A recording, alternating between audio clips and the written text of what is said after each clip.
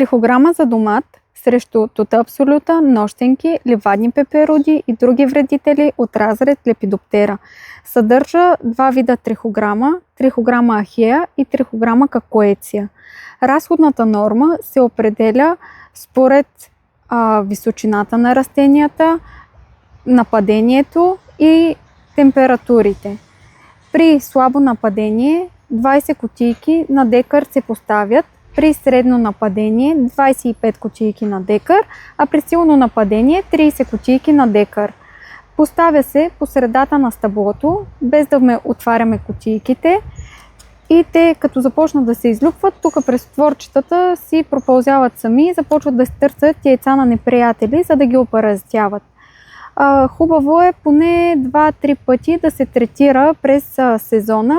Ако е необходимо, може и повече.